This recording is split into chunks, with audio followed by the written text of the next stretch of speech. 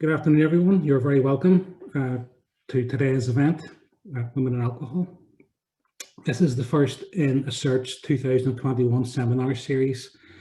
For those who don't know us, ASCERT is a charity based in Northern Ireland, providing a range of services across the region that respond to drug or alcohol issues and other related social issues. We are conducting a number of seminars over the next few months, taking a closer look at some issues that are related to alcohol or drug use, including substance use in young people, trauma and addiction, and a seminar looking at the relationship between alcohol, drugs, and problem gambling. Today is the first in our seminar series, and we're considering alcohol and gender, and in particular how this relates to women and increased harms for women. I'm delighted that we have a panel of speakers today who will bring professional and also personal perspectives to a discussion on the impact of alcohol for women. Professor Carl Emslie joins us from Glasgow. Journalist and author Dowsett Johnston is joining us from California, where I can assure you it is very, very early in the morning right now, so we appreciate that. And Clare Flynn is joining us from Belfast. So I hope you're going to enjoy today's event. We've got a lot of people registered. We have just over 330 people in attendance right now. So it's great to see such interest in this issue. The format, I'll just explain what the format for the event today is going to be. So we're going to hear from Carl, first of all, and then Anne's going to speak. And then we're going to have a short comfort break around 3:05. And we'll have that break for around 10 minutes. And then whenever we return, Clare Flynn will speak to us. And then all of the speakers will be available to take questions from the audience. And you will see that there is a Q&A tab on your screen, and you can enter questions in there. Because of the number of people that are attending, please try and focus on asking questions rather than making comments. I will then be selecting some of those questions and posing them to the panel, and we should have a discussion for around 40 minutes before we close.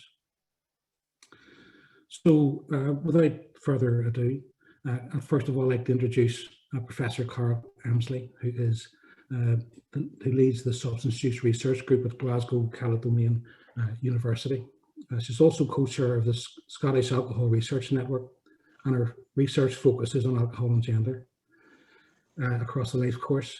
And she's also been involved in a number of initiatives in Scotland, looking at media and the targeting of women by the alcohol industry and the harms experienced by women in relation to alcohol use.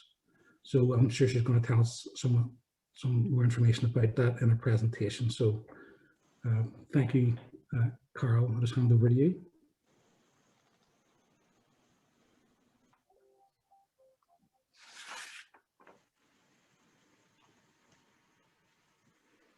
Thank you, Gary, for the invitation to talk today. It's great to see how much interest has been in women and alcohol, and I'm really looking forward to hearing the talks by my co-speakers, Anne and Claire.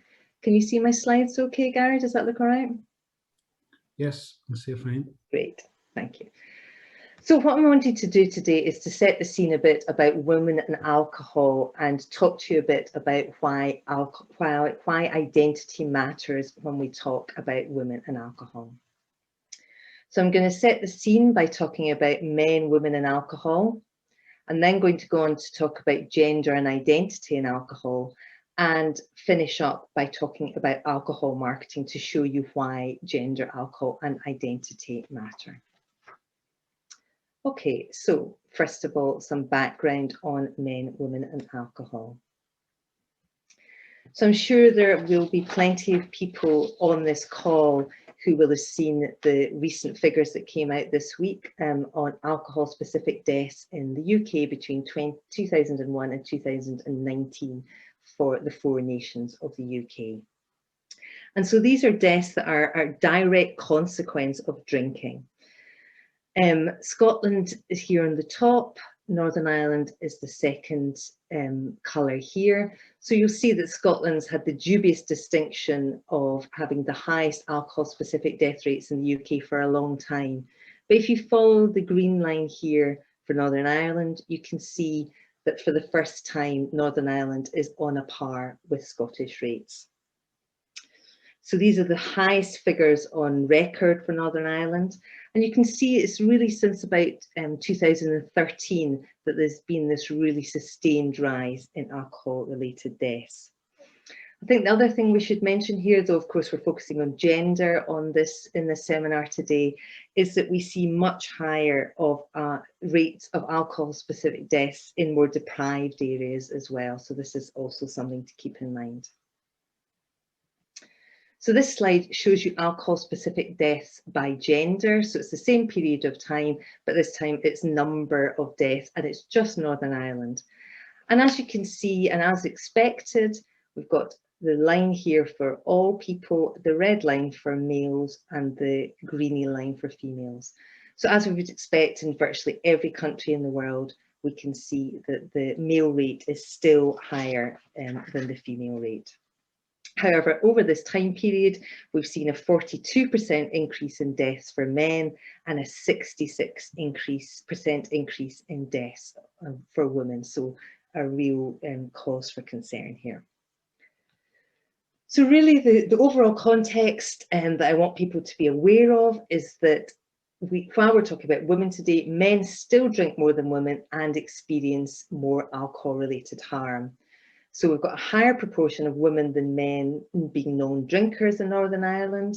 And we've also got a higher proportion of men, around a quarter, compared to 9% of women reporting drinking over the weekly guidelines, which are 14 units of alcohol per week. So that's consumption of alcohol. Similar picture when we think about deaths. So annual alcohol-specific deaths in men in Northern Ireland are double that of women. However, having said that, we've got this growing concern about women's drinking. And you can see this reflected in some of these newspaper headlines over the last few years. But what I'd like to do is to kind of put this into a slightly broader context. And when we're talking about alcohol, of course, alcohol and drinking and alcohol-related deaths do not occur in a vacuum. They occur in societies. And our responses to men and women's drinking reflect wider gender norms in society. So they reflect wider ideas about what we expect of women and what we expect of men in our societies. We know from research that women are judged more harshly on their behaviour and appearance if they've consumed alcohol. And we know that men's behaviour is more likely to be excused if they've been drinking. So my colleague, for example, Dr. Carly Nightoulers, has done research recently in England and Wales, and she found that women in England and Wales were twice as likely as men to receive a harsher sentence for assault if intoxicated. So there's a really specific example of how men and women's drinking is judged quite differently. And we've conducted a lot of research around alcohol in the general population. And what we found is that even among young respondents, so these are people in their 20s that we conducted focus groups with, there's still very much this sense of a gendered double standard. So young women's drunkenness was still viewed as more shocking and unacceptable than men's. And the words that these young people used included disgrace, state, shame, disgusting, and quite a lot of discussion focusing on state of undress and women's sexual reputation. So in this focus group, for example, a male respondent, Alan, said, "It's more shocking. I'd see a guy and think, lad. I'd see a woman, I think, you tramp." And Steph agrees, "Yes, I know. It's like a woman should maintain a bit of decorum." And then when we went on to discuss this in more detail with these young people, we could see that some of these gender double standards were even stronger when we looked at women in deprived areas. So in one focus group, for example, this is a focus group with young women in professional jobs, Juliet says, "My dad doesn't like it when I'm drinking pints because he's like, oh, girls shouldn't drink a pint." But I'm like, well, why not? And Donna, her friend, says, but then you look respectable. You're not like a Ned in a pub with your trackies downing pints. And Rhonda says, not council-faced.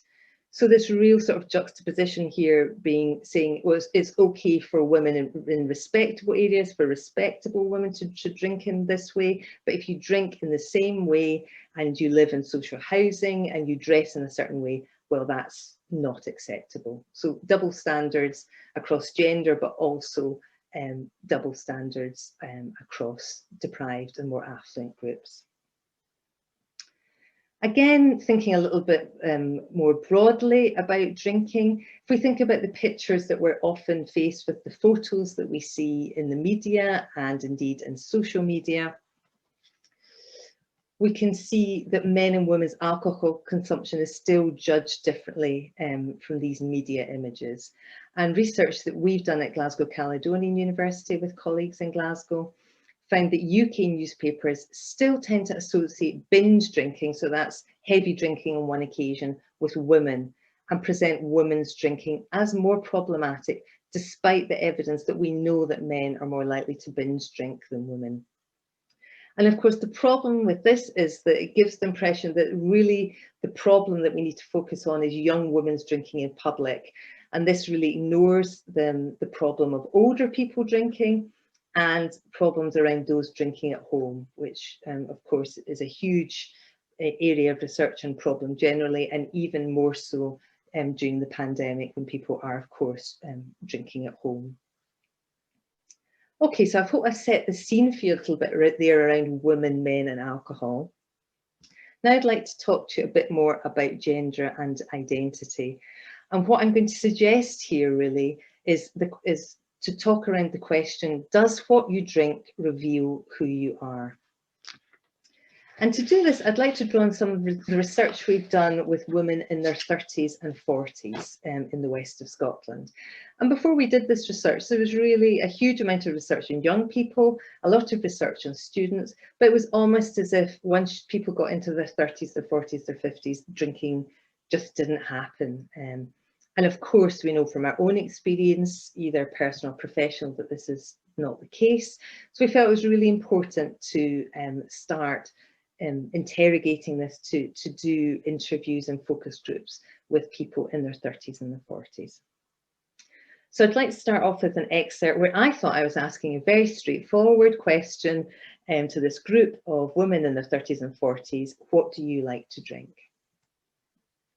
So they launched into a large explanation. So Ruth says, if I was out with you shopping, she says to one of her friends, and we went into a bar, we would have a cocktail just to be girly.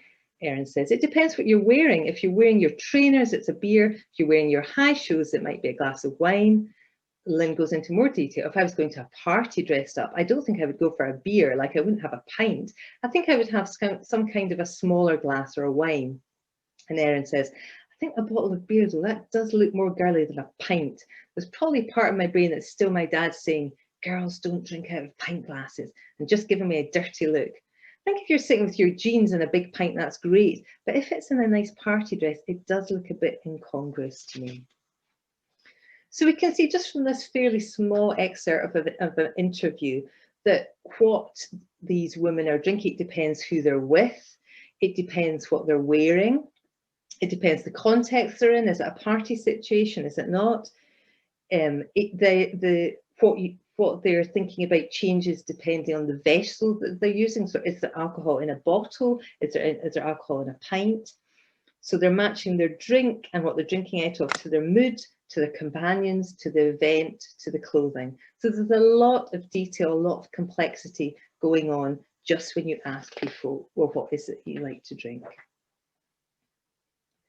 In another focus group, Madeline was talking about going out drinking with work colleagues. And so she says, I'd be more likely to have a pint if I'm out with a bunch of blokes who are all having pints, but I could equally have a glass of wine.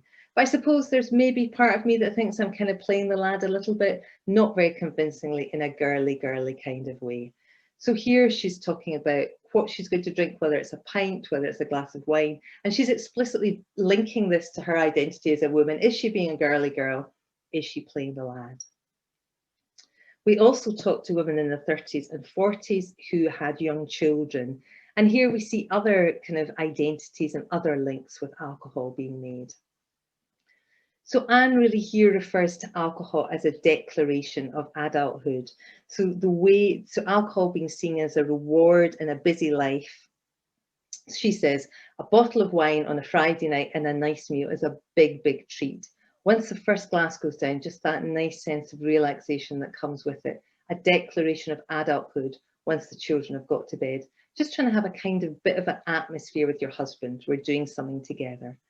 And women in these groups talked about it's difficult to go out to the pub if you don't have childcare or paying for a babysitter, so you bring the pub to your living room. So that idea of trying to create a bit of atmosphere with their partner. And this really kind of illustrates the idea of drinking being a reward and being a time and a space away from paid work, away from domesticity, away from childcare. Similarly, women in this group quite often talked about the limited opportunities for going out drinking, and they talked about when they did get to go out with their friends, they wanted to make the most of the occasion.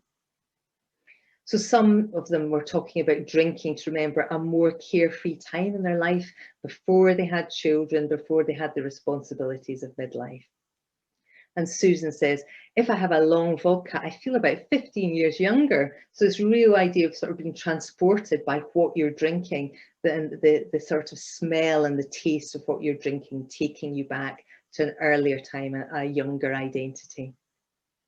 And Lisa says, I don't think I could ever just be a moderate drinker. You binge, you don't do it again for 3 months. You binge, we go back to just being teenagers, talking about our hair and our shoes, swap dresses. It's like going back to reliving your youth. It's about remembering who you are rather than being a mum all the time. I'm still me, I've just got 2 kids to look after now. So what I'm suggesting here from the accounts of all of these women is the idea that alcohol is closely interwoven with identity. So what you're drinking, where you're drinking, and how you're drinking is a powerful way of showing people who we are.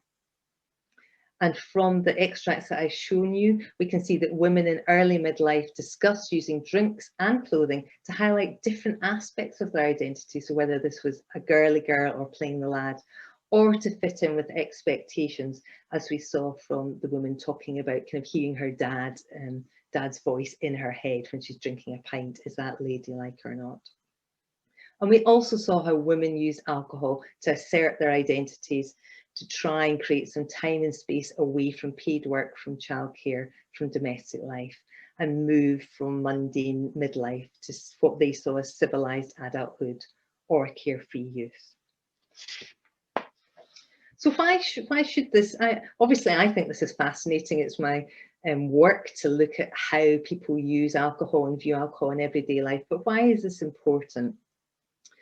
Well, I want to argue that identity matters because it is used so much in alcohol advertising. It's used to sell alcohol to different groups. And I just put a couple of examples in here about how alcohol is used, how identity is used to sell alcohol, for example, to LGBT plus people. And that's a whole other tranche of research that we're interested in. A couple of examples here.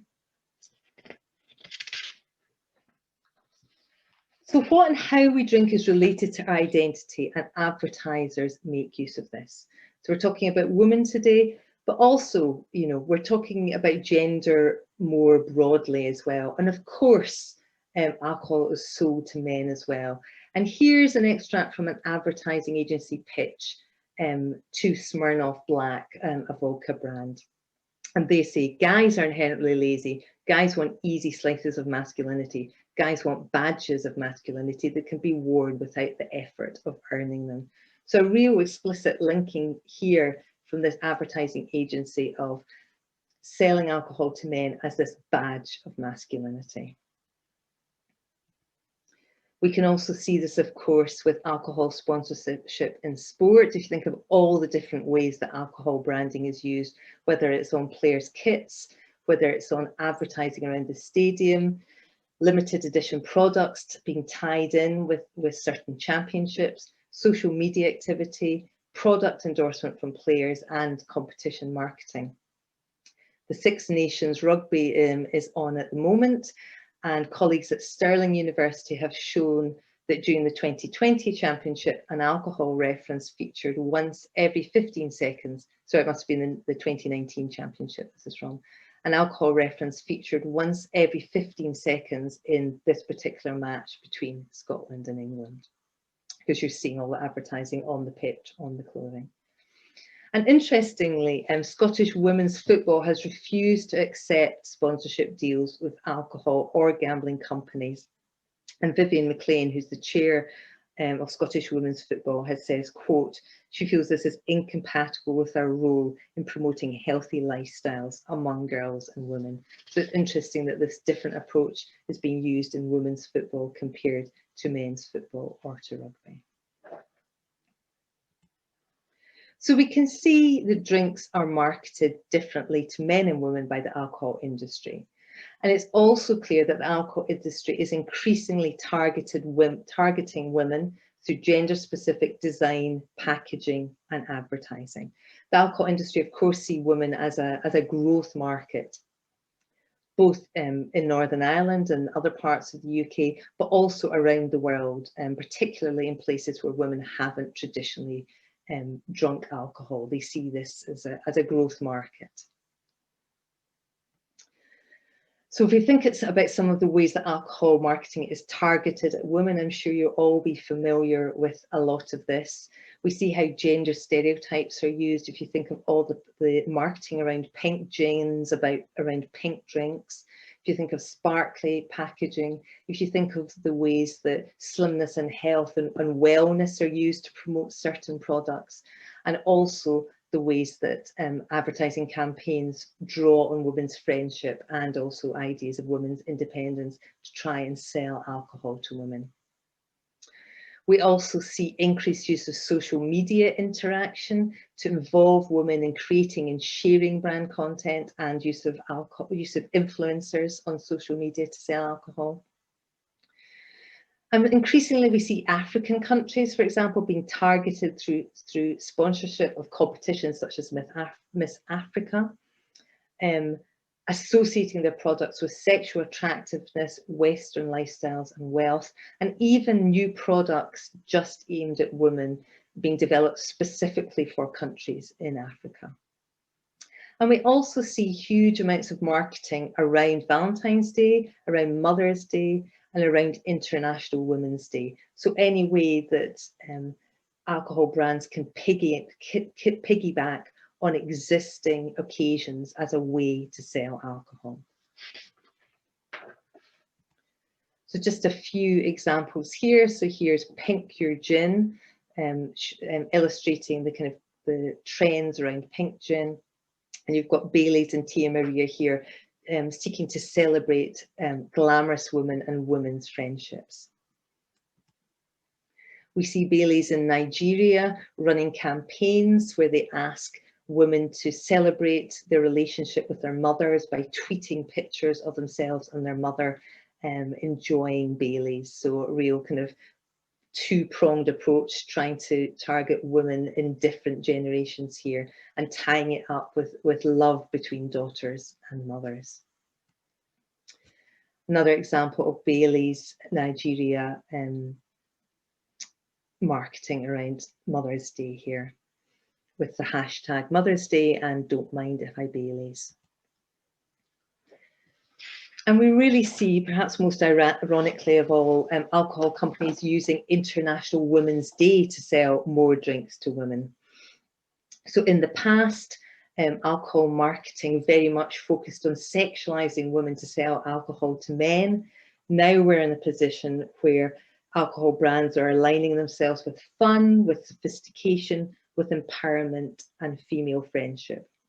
And particularly when we see this around empowerment and feminism, we're really seeing the alcohol industry taking a leaf out of the tobacco industry's playbook with slogans in the past, in the 60s and 70s, you've come a long way, baby. This is exactly what the alcohol industry is trying to do here with linking their brands with empowerment.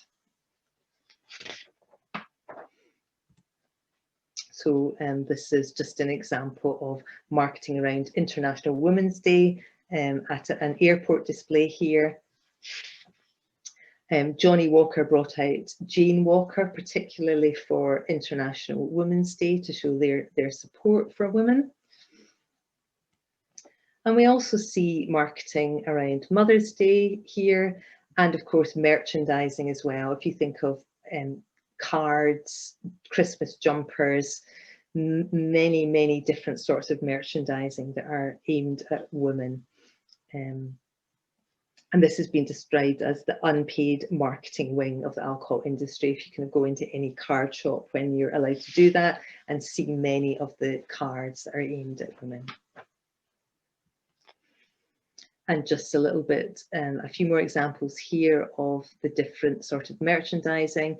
Gin dependent women, gin chic here, marketing around alcohol, but also cards aimed at women that talk about alcohol, and surviving motherhood one sip at a time. A lot of marketing aimed at women with children here. And so what we have done at Glasgow Caledonian University is to launch a campaign called #Don'tPinkMyDrink. And it's really to try to, it's in response to the alcohol industry increasingly targeting women in the way that I've just been showing you, and really highlighting the idea that gender alcohol marketing reinforces stereotypes and risks subverting positive progress on gender equality. Okay, so I've shown you kind of all these examples. I think some of it is really quite concerning, quite depressing, but what can we actually do to try and tackle alcohol-related harm? Well, at a policy level, at population level, what the evidence tells us very clearly, and these are the best buys recommended by the World Health Organization, is that we need to increase the price of alcohol. This obviously is beneficial to both women and men. We need to reduce the availability of alcohol, and we need to restrict marketing around alcohol. So thinking about increasing price, for example, minimum unit pricing, which targets particularly strong drinks, particularly strong ciders, was introduced in Scotland in 2018. The early results look promising, but it's still too early to have a definitive answer on this. But there'll be a huge programme of evaluation in Scotland, which will include gender. So the evaluation will look at how MUP impacts on the population as a whole, but they will also look at how it impacts on women and how it impacts on men. It's important to look at men and women separately here. We need to think about reducing availability. So this can be around the times that alcohol is available to be bought, but can also be around the number of alcohol outlets in different neighbourhoods. And we also need to think about restricting marketing. And this, of course, can be around outdoor alcohol advertising and the sponsorship of events. And a lot of this can be thought of in terms as well about protecting our children. If you think about the amount of marketing that our children and young people see in outdoor alcohol advertising, and also, of course, digital media advertising as well.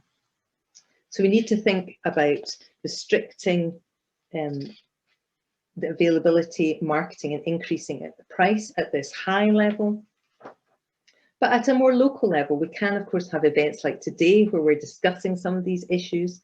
And I'd also be really delighted if people who are on this webinar can post any examples to kind of try and raise awareness of how advertising is targeted at women.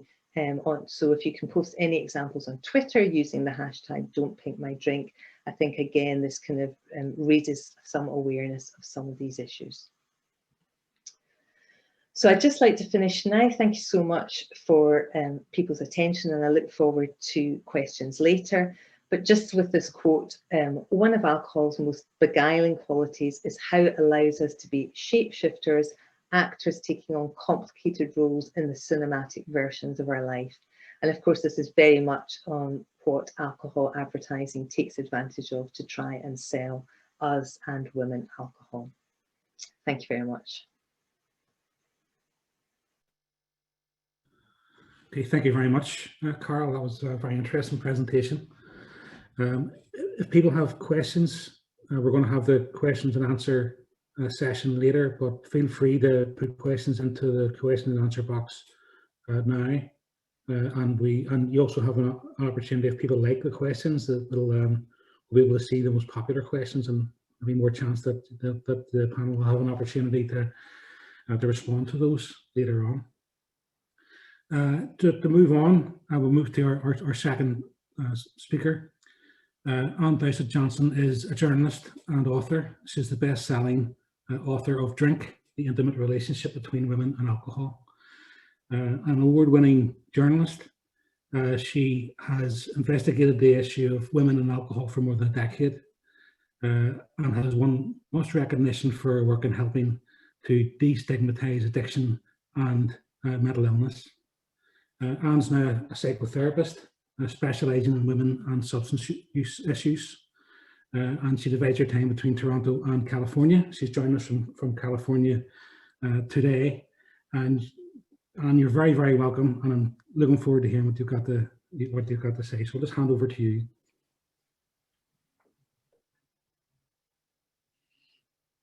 Thank you, Gary, and good afternoon, everybody. It's a great honor to be with you here today. I'm here to speak about the intimate relationship between women with alcohol, both in the form of risky drinking and substance use disorder. In other words, I'm here to talk about the elephant in the room. You know, there's a joke they tell about a writer like me who goes to the pearly gates on a really busy day, and she isn't sure whether she's going to heaven or hell. And she waits in line, checks her iPhone, texts a few friends, and finally says, "Do you think I could see God?"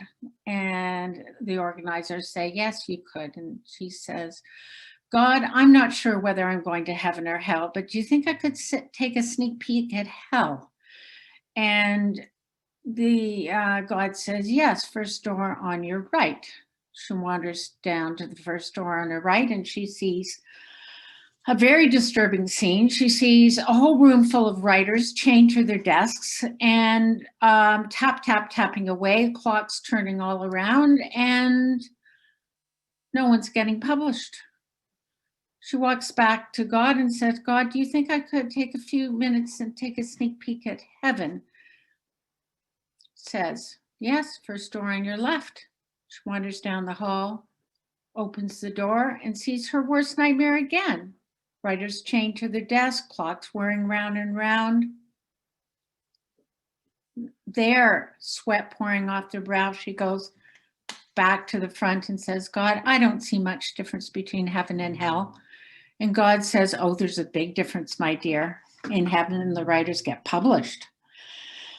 And so, to the good news, 8 years ago now, my book, Drink: The Intimate Relationship Between Women and Alcohol, got published all around the world. And yes, it was a best-selling book. And I did interviews, and it was heavenly, a heavenly experience. But the hellish news is I told the entire world that I had a serious drinking problem. And not just that, I outed myself as the poster girl for the modern alcoholic, meaning I was female, high functioning, highly educated, and high bottom, which means I did not lose everything. I did not crack up my car or lose my own.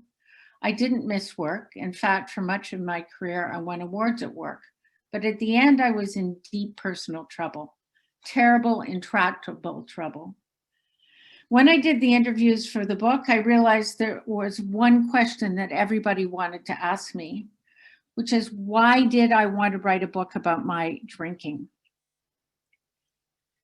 Which I realized over time was really a way of asking me, was I crazy? Didn't I know I would never get a job again? And how much did I drink? So let me answer those 3 questions. No, I'm not crazy, just passionate about connecting the dots for a thinking public about female drinking and its consequences. I think our secrets keep us sick. Actually, I did get a job again, a very good job. And how much did I drink? Well, more than I needed to, and probably less than you're thinking this afternoon. So why did I want to write this book? I wanted to write this book for every woman who's worried that she has an alcohol problem, like I did, and for every woman who, like me, finds herself in the same conundrum I found myself in, which is smack dab in the middle of a culture which normalizes risky drinking, as Carol just showed us. A culture which glamorizes risky drinking. A culture which sees motherhood as synonymous with the need to numb with alcohol. A culture I've come to call alkogenic or alcocentric, where women self-medicate through drinking, as I certainly did, whether it's self-medicating stress or depression, as it was in my case, or burnout or anxiety or something else. And we've seen this become even more serious during the pandemic. I'll get onto that in a second. I wanted to write this book to expose how the alcohol industry has pinked the market and taken aim very successfully at the female consumer, as Carol was just describing. And as a journalist, I wanted to write this book because I wanted to determine what the heck was going on. Because I knew if I was in serious trouble, at the time I was vice principal of McGill University in Montreal, I wasn't the only woman. And I wanted to write this book because, frankly, addiction had been a subject on my mind since I was a little girl. You know, they say we have 3 lives: a personal life, a professional life, and a secret life. And the secret I grew up with was I had a very beautiful mother, a stay-at-home mother, who was cross-addicted to Valium, as many people were, women were in the 1960s, and she had a severe drinking problem.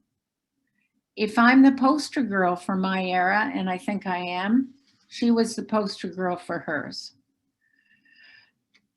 This, as you know, was not an uncommon story in her era. We lived with a terrible secret my whole childhood, and it was very, very hard, always troubling.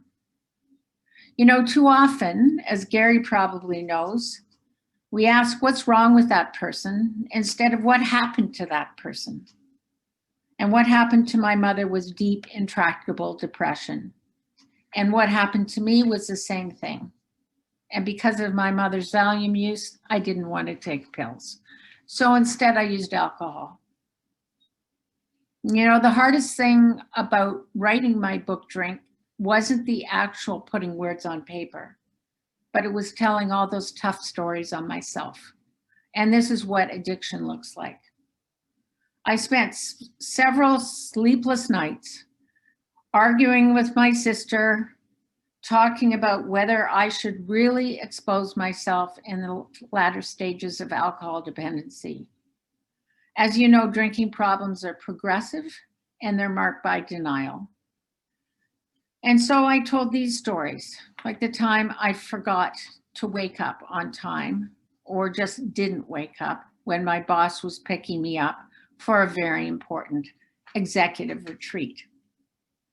18 months later, near the end, I drank too much at the wake for my cousin Doug, a father of 4 who was killed by a drunk driver. You can imagine how popular I was. And then at the end, I ended up being confronted by my friend and my son. An evening where I decided to go to rehab, and my friend gave me this bracelet, which reads, "Never, never give up." These are tough stories to tell on yourself, and I also shared the story of my depression in my book, Drink. But you know, when I look back on it, the truest wake-up call came from my son when he gave me a Mother's Day card called Portrait of a Happy Mother. A mother, it said, without bloodshot eyes. A mother drinking Perrier, not wine. That card saved my life.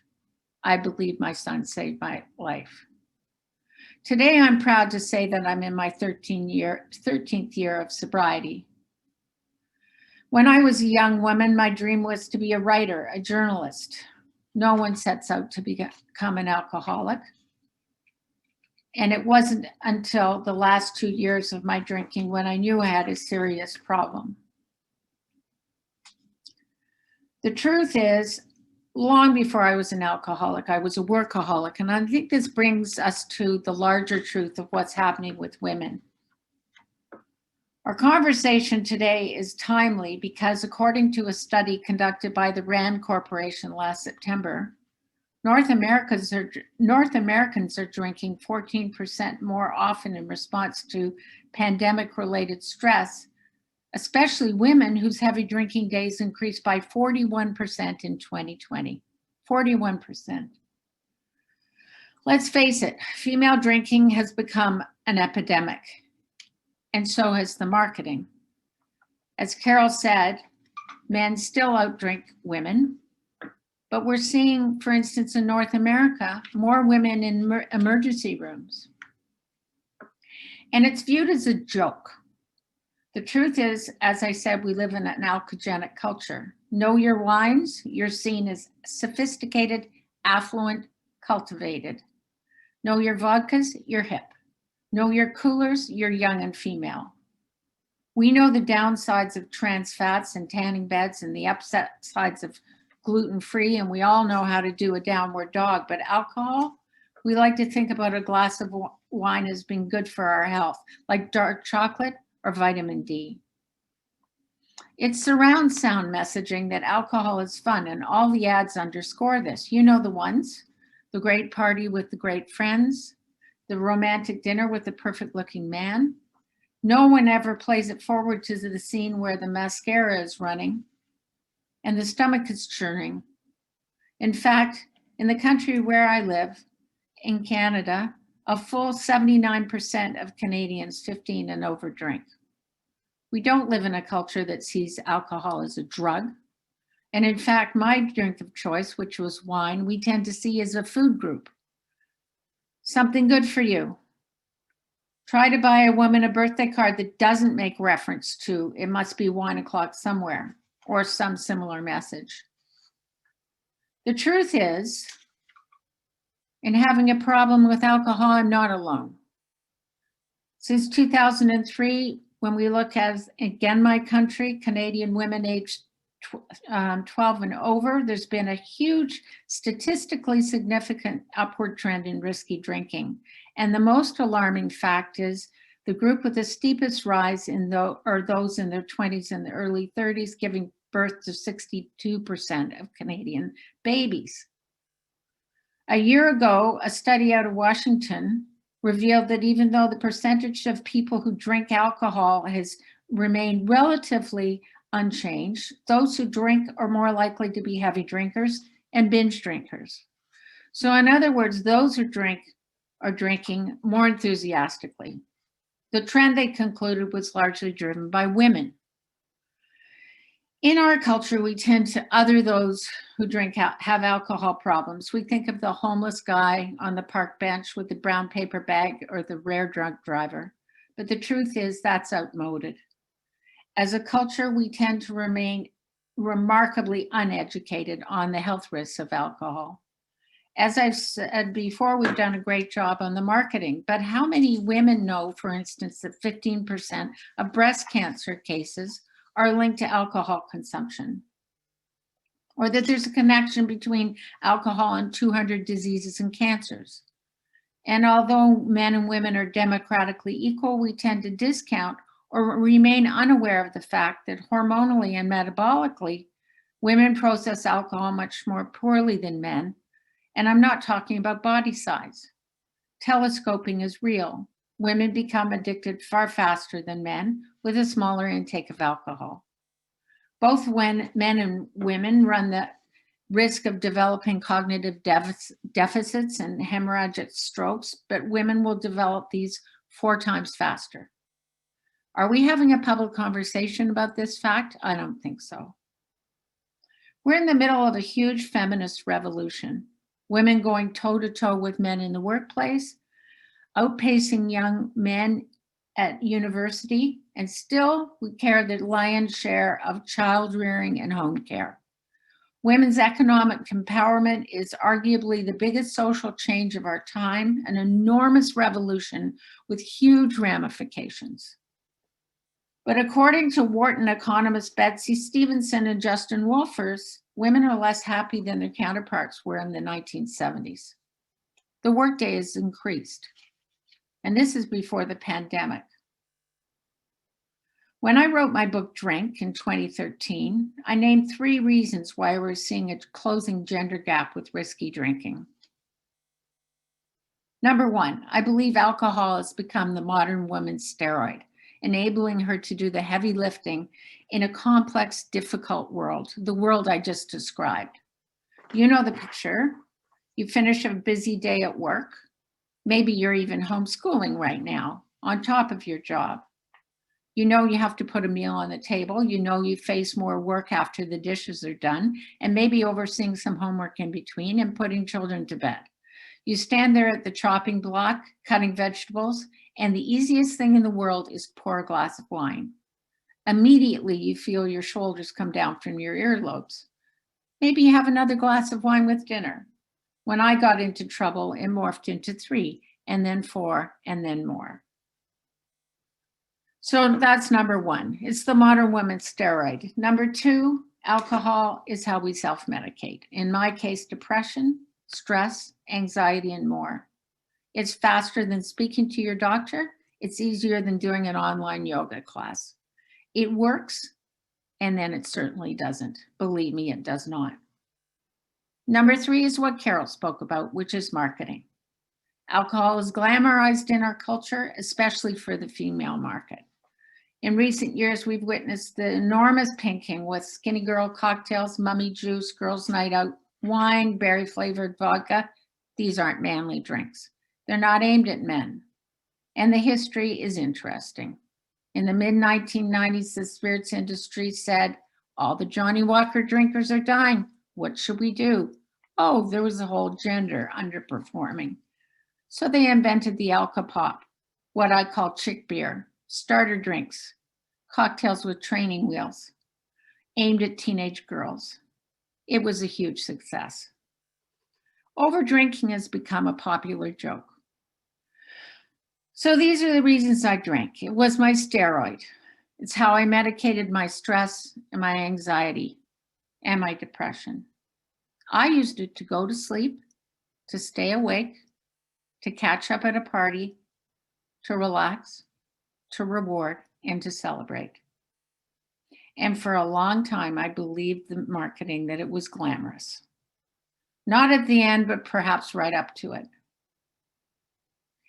In many women's lives, as in mine, we miss a bigger part of the story if we don't link drinking to self-medication. And it's all too common in our society, using alcohol for what ails us. Before we get a diagnosis or locate the correct medication and treatment, it's an easy go-to substance to cure our problems. The very famous K. Redfield Jamison of Johns Hopkins University once told me, most women with alcohol problems also have problems with mood disorders.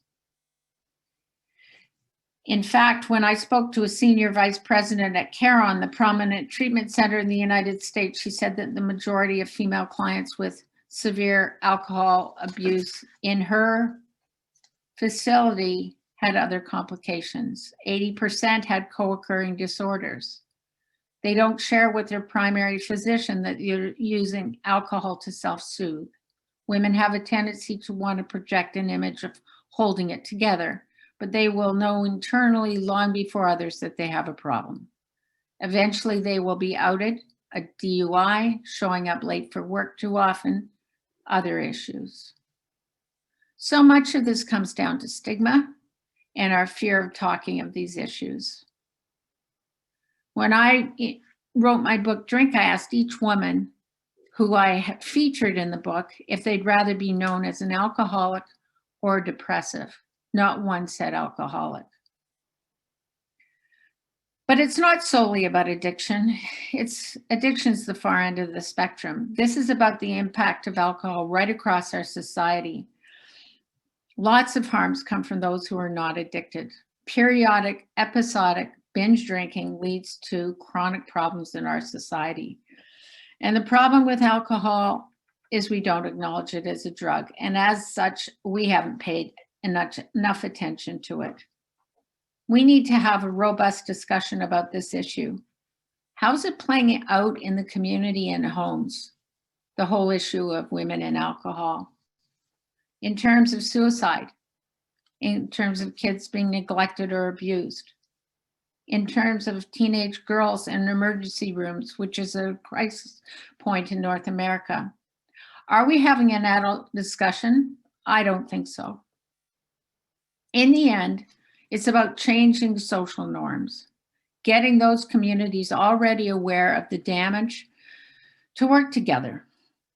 The medical community, the FASD community, the breast cancer community, the violence against women community, the road safety community. As Carol said, it's about marketing, it's about pricing, it's about alcohol availability. It's about having these kind of conversations. You know, there's a story they tell about a frog pond where all the frogs are developing strange growths and becoming infertile. And the pond leaders get together and they decide to bring in the plastic surgeons and the fertility experts. But one smart woman says, I think there's something in the water. And I'm here this morning, afternoon there, to say there is something in the water. We believe and have totally ingested the message about alcohol, how we celebrate, relax, and reward, and that it's glamorous. And the sooner we start having an adult conversation about the fact there's something in the water, the better off we'll be. Because the world that we live in is critical to us all. And with a convergence of voices, so much could be won on this subject. It's been more than a decade since I've been talking about this and researching this. And I'm thrilled to see Carol's campaign. So let's open the dialogue today. I'm so grateful to Gary and his team at ASCERT for making room for this conversation. My favorite subject. Thank you very much for listening.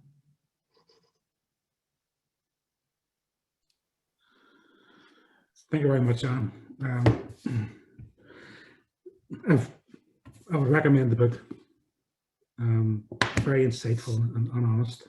And you know, I think the investigative side of it in particular, in terms of, you know, talking to all of those different people and stakeholders right through it, and what that tells us.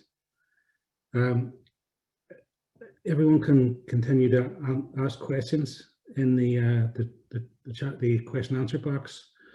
We can see that some of the questions are getting a bit of traction, and whenever we get to the question answer section, then we'll be able to put those to the panel. Okay, so we're going to take a short break to allow people a bit of time for a comfort break. So it's just turned 3 o'clock now, and we're going to break for around 10 minutes. So if you wouldn't mind, you can return at 3:10.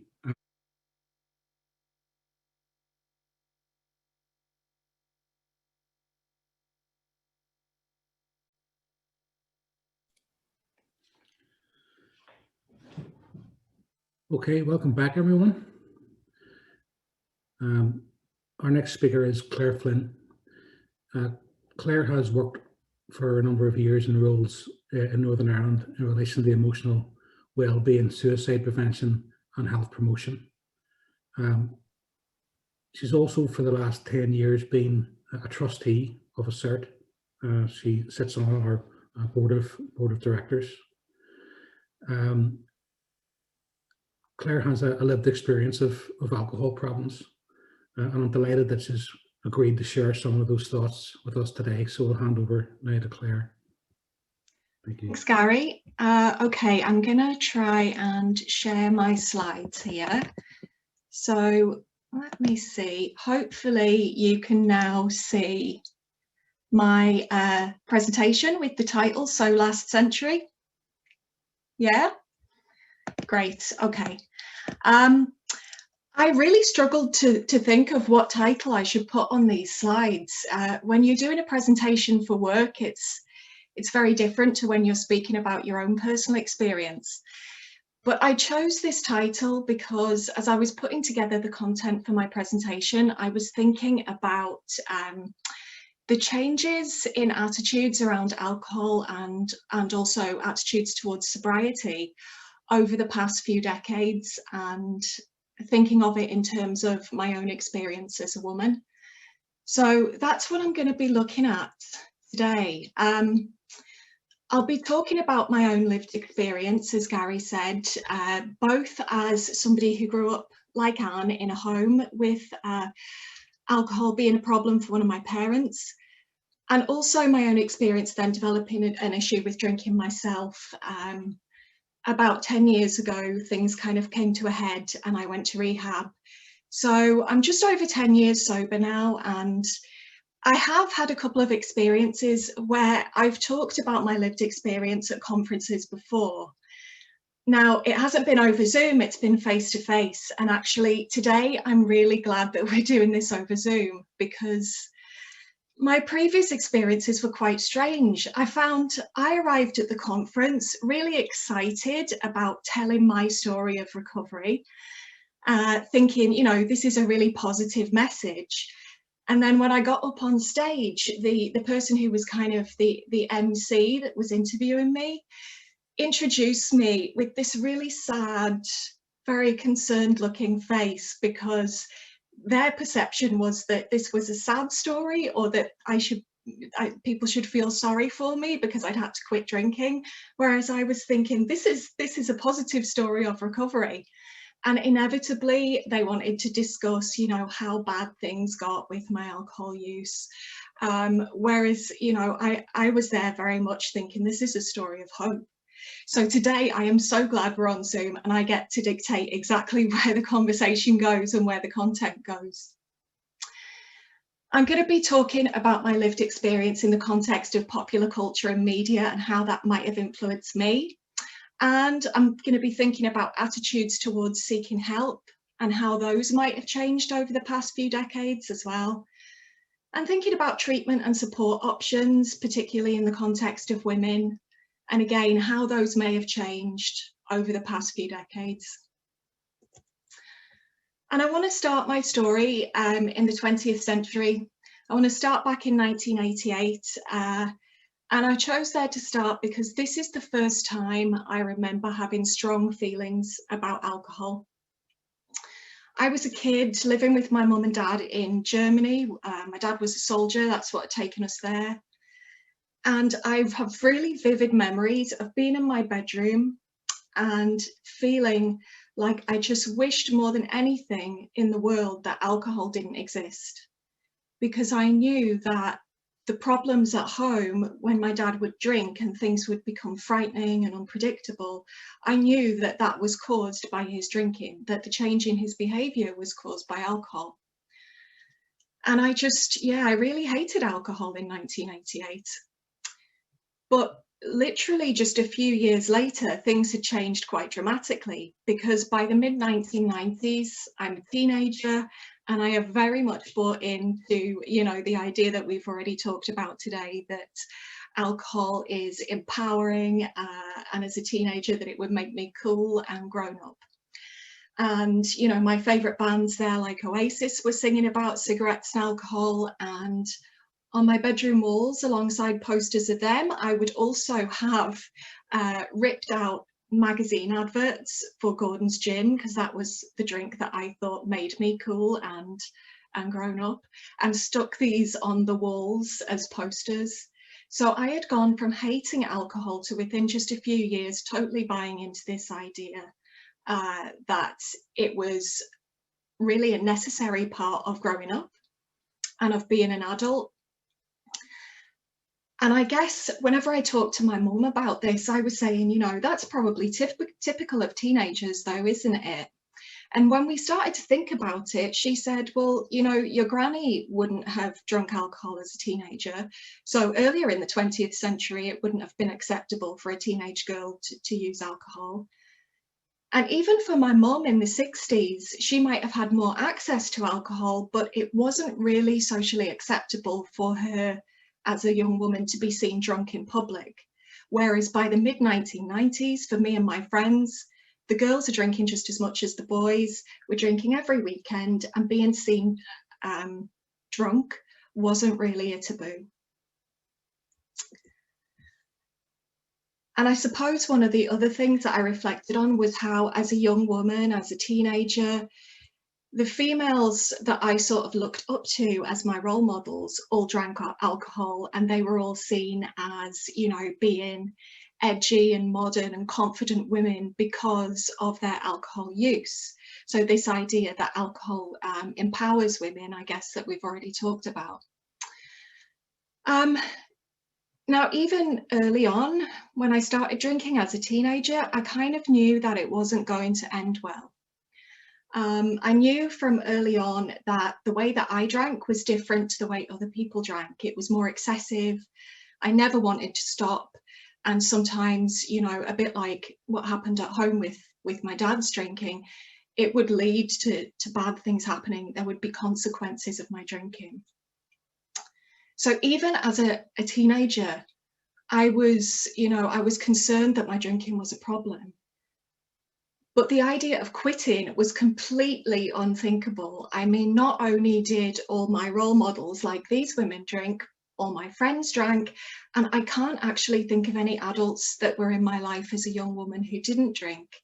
I'd grown up, for whatever reason, with the impression that adults who didn't drink would be thought of as a bit strange, you know, so it didn't feel like an option that I would stop drinking. So from the mid-90s as a teenager, I felt like my only option was to try and control it and try and manage it, to try and limit the damage and hope that nothing too disastrous would happen. Meanwhile, nobody really ever questioned or challenged the way I was drinking, I guess because in the media, all these women and others, you know, the ladette culture of the 1990s was all about girls drinking just as much as the boys, and that drinking in that way wasn't seen as an issue. And a few other things happened, I think, around the time, sort of the turn of the century, that led to my drinking escalating. So I, as a student, went off to university, and daytime drinking became more of an acceptable option. And I remember one of my memories from university was that thinking it was brilliant when, during the World Cup in 2002, the licensing laws in England anyway were changed so that the pubs could open at 7 AM. So you could go and watch the football in the pub, drink, have breakfast, and carry on drinking all day. So this, coupled with the fact that as a student I was living in a city, meant that, you know, I could kind of get hold of alcohol whenever I wanted it. The party never had to stop. Growing up in a rural area, if you ran out of alcohol, you know, and the shops and the bars were shut, you couldn't get any more. As a student in Liverpool, as long as me and my friends could scrape together a tenner, it didn't matter if it was 3 or 4 in the morning, we could get alcohol delivered to us. So kind of inevitably, I suppose, my drinking escalated. Now, I recently read Catherine Gray's book, The Unexpected Joy of Being Sober, and she writes about, you know, being a woman in England in the 1990s, the same as me, and this drinking culture. And one of the things that she mentioned was reading a magazine called Minx, which I remember very much as being my favourite magazine, but definitely something that fed into this glamorisation of drinking and ladette culture. So out of curiosity, I Googled for some of the covers of this magazine just to see whether it really did glamorise drinking as much as I remembered.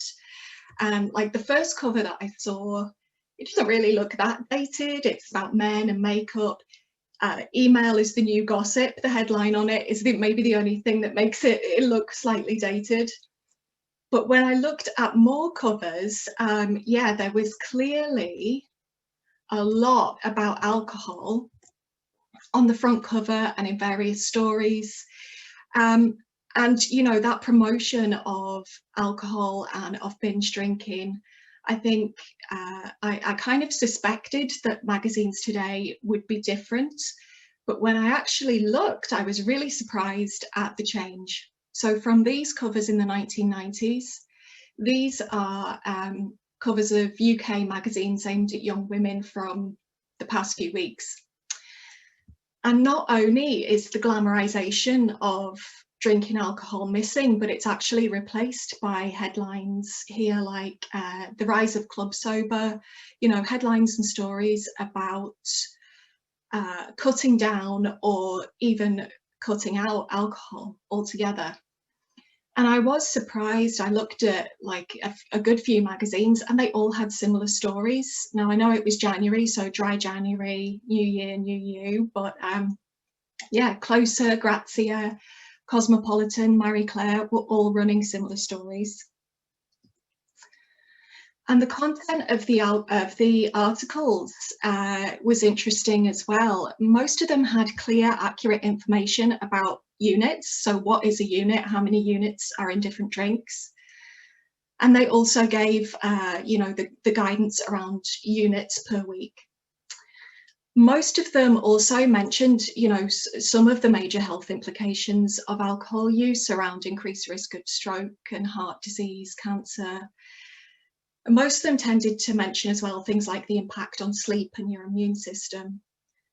But the big thread that ran through all of them was linking alcohol use with mental health issues, particularly anxiety. And I found that interesting. I mean, I suppose it's no surprise that the articles aimed at young women would have that focus, because if you think about the 21st century and how our conversations around mental health and well-being have shifted over the past couple of decades, books, websites, apps all around promoting improved mental health are really mainstream.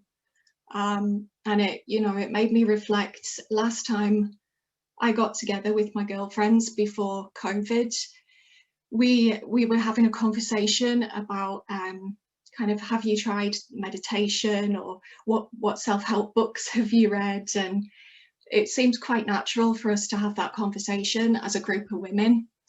I think if you had told us 20 years ago we'd be talking that way, maybe I would have been surprised. But one thing that it did make me reflect on was, okay, all this is becoming very mainstream for women, at least, to think about how to improve their health and well-being, and there's no stigma attached in using a book or an app or something to help you do that. But it made me think, well, actually this kind of self-helpy type stuff probably still carries a bit of stigma for men. And I know when I asked my husband and said, you know, would you and your mates have a conversation about that, he said that he really couldn't see it. So it made me think, well, in the 21st century, it's perhaps easier for us and less stigmatized for us to think about improving our health and well-being and self-help approaches to that. Does that extend to, you know, seeking help for alcohol use? But I suppose it's only part of the story, because on the one hand, you've got this health and well-being trend and sobriety being a bit of a buzzword, but then you also have stuff like this. This is me, according to Facebook. Facebook gave me the option to use this avatar sticker, which shows me sitting on the toilet drinking wine while I've locked myself in the bathroom to escape my screaming kids. You know, and both Anne and Carol talked about this promotion of alcohol as a coping mechanism for women, particularly perhaps to deal with the stresses of motherhood. And, you know, this kind of stuff is everywhere, that unpaid marketing wing that Carol talked about. And I know that, you know, obviously it appeals to some people's sense of humour and they can have a laugh about it. But whenever I saw that on Facebook, it kind of made me think, if I was still drinking and, you know, if I was actually really struggling with, for example, parenting or some other stress in my life, and I was using alcohol to cope, see what effect would seeing that have on me, you know? You know, and it just made me think, it would probably make me think, well, everybody does this, it's normal, and it might be delaying me from perhaps seeking help that I really needed. So just kind of made me kind of sad to see that. So just to think a bit more about seeking help, I'm going to look at changes in what's available in just a second, but first of all, I'll give you the context of my journey of seeking help for my alcohol use. So the first time that I told somebody I was concerned about my drinking was as early as 1995. So when I was a teenager, I'd only been drinking for a year or two, but as I said earlier, I recognised that the way I drank kind of reflected what I saw in my father and his drinking, and that it was different from the way other people drank who seemed to be able to stop. So I went to my family doctor and said something along the lines of, you know, I think my dad's an alcoholic and I'm worried that I will be too. Now, I mean, I don't think it was really taken very seriously. I think I was probably fobbed off a bit by the doctor. Maybe not surprising given how young that I was at the time. But, you know, I was just thinking what effect that had on me, and maybe it was one of the reasons why I didn't ask for help from a professional again for quite a long time. In 2001, my dad's drinking unfortunately was getting worse and it was having an effect on my mental health. So I did seek help from my GP and counselling services. And that went on for several years, especially after my dad died. And I was coming to terms with that. But I never really raised the issue of my drinking again, even though it was definitely escalating. It wasn't until about 2008 that I went back and had a conversation with my GP and said, you know, this is something I'm really worried about. I felt like my drinking was getting more and more out of control, and that it was the consequences of my drinking were becoming more serious, and it was only a matter of time before things would really start to fall apart.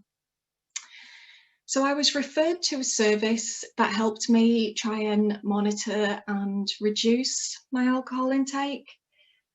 Given that I'd been trying to do that since I was a teenager on my own, it didn't work for me. And by 2010, I'd kind of come to a real crisis point where, you know, I was so relieved when eventually a health professional who I was talking to about how bad things had got referred me to residential treatment. And I was really lucky I was able to access that, you know, through the health service. I didn't have to pay for it. And without that very intense support, you know, I don't know, I may well have been able to stop drinking on my own, but I don't know, I'll never know. But I'm just really grateful that I had that, because, you know, that was back in 2010 and alcohol hasn't been part of my life since. And I'm obviously really happy and much better off because of that. I read this week that the average time between somebody first feeling that they may have an alcohol problem and actually asking for help can be up to about 10 years. I'm not sure how accurate that statistic is, but based on my experience, I wouldn't be surprised if that is the case. So I want to think a bit about help and what help is out there. And how that has changed from when I quit drinking back in 2010 to today. And I'm going to start by thinking about self-help. So by self-help, I mean the kind of things that people can access without having to say to anybody, I think I have a drinking problem. You know, the kind of things that we can access anonymously and that sort of present a nice, perhaps easy introduction into somebody considering whether or not their drinking is problematic. For me, back in 2010, this was one of the few books that was out there, and this was one that I bought. Probably if I had have known that Alan Carr's suggested way to control alcohol is, just not to drink it altogether, I don't know if I would have bought the book, but actually I think it's a really good book. Having said that, I didn't have much choice really. There weren't many to choose from. Certainly not many that felt like they weren't going to force me into labeling myself in a certain way as an alcoholic, and perhaps I wasn't ready for that. Whereas these days, if you were looking for a book to help you perhaps just explore the idea of, readdressing your use of alcohol, you would find it really hard to choose. That's the Catherine Gray book I mentioned earlier, a Sunday Times bestseller. Anne's book, again, written by a woman and thinking about the female perspective and specifically women and alcohol. This one came out just last month to a lot of buzz, the Sober Girls Society Handbook. Quit Like a Woman by Holly Whitaker. This came out last year. Again, it's got loads of media attention and very high profile. And Lotta Dan is another female author who's really, really well known. So if you were looking for a book, a nice gentle way to maybe start exploring your use of alcohol these days, you would not struggle to find one. And I haven't done a statistical analysis or anything like that, but it's my impression that most of these books, quit lit as they call it, most of them are written by women, they seem to be anyway, which I guess is great for females. It maybe shows that females are perhaps finding it's less stigmatized to go down this self-helpy type route than males. Perhaps that's one reason for it anyway. Another kind of self-help avenue that's available now, which wasn't back then, is Dry January. Now, I know Dry January perhaps wasn't conceived as a self-help tool, but I think it presents a really nice, safe way for anybody to, maybe just dip their toe into exploring how their life would be different if they weren't using alcohol. And I can see that if I had had this option when I was drinking, I think I probably would have signed up for it and tried it, because I know whenever back in 2010 I would tell people that I'd stopped drinking, it was kind of awkward. People weren't that open-minded about the idea that you would take a break from alcohol or that you would reduce your alcohol intake, whereas I think Dry January's really changed that to become much more normal. In the UK, I think Dry January started back in 2013 by Alcohol Change, and there was something like 4,000 people signed up. By 2020, that was 4 million. And I think that Alcohol Change have reported that in 2019, it was about 80% of those who registered were females. And also on the subject of self-help, there's not only just all of those books that I mentioned, but podcasts as well are really popular now too. So many of them are female-led as well. This Naked Mind and Recovery Rocks, and like there's loads of them. They're really, really popular. And again, it's a nice, anonymous, safe way for people to, start their journey of maybe getting some support to think about their drinking. So there's loads more self-help options today. What about supportive communities? And by that, I mean, if you're ready to actually reach out and connect with other people and get some peer support. Well, obviously back in 2010, AA was already well established, and there was lots of AA meetings in Belfast, including female-only ones. Life Ring was also meeting in Belfast in 2010. But as far as I'm aware, those would have been my only two options, for going to a group, for going to attend a supportive community. Again, the change in this area is that it's just exploded. There's so many more groups out there. Now, a lot of them obviously since COVID are online. But actually, I think perhaps a lot of them would have flourished online even without the pandemic, because If you think even for a woman, especially if you've got childcare responsibilities, maybe you can't go out for an 8 o'clock meeting on a weeknight. The fact that you can go online, you know, and do that, I think appeals to a lot of people. It's perhaps a bit less intimidating as well if it's your first time attending. And similarly, lots of these are female-led or female-focused, like Seltzer Squad, She Recovers. So in terms of self-help and supportive communities, loads more choice, especially for females. But what about actual therapeutic services? Well, in Northern Ireland, the Department of Health, through the Drug and Alcohol Strategy, funds 4 tiers of services. Tier 1 being sort of advice, information, screening, that's very much just at the general public level. Tier 2 and Tier 3 are services for people who need, you know, one-to-one support. So they could be brief interventions or harm reduction or therapeutic treatment. And then Tier 4 is residential treatment. So really, since 2010, as far as I know, the investment and the range of services available hasn't really changed that much. You know, there is a new drug and alcohol or substance use strategy out for consultation at the minute, and we don't know how that will look in a few years' time. But the services available, publicly funded, haven't really changed. One thing that has changed is back in about 2010, I think, the Big Lottery launched a programme called The Impact of Alcohol in Northern Ireland. And over about 13 years, it funded several, about 30 odd, I think, different projects across the region. Those are some of them. And put about £13 million more into alcohol services. So that programme of funding finished, I think, in about 2019, and most of those services that were funded have, you know, since not been able to secure funding to allow them to continue. So in that way, we've actually got less services than we did a few years ago. So in terms of seeking help, you know, you can see that there is plenty out there, and there's certainly a difference from 2010. So finally, I just want to think about what has changed. So yes, we've got a lot more options for that non-traditional support and treatment.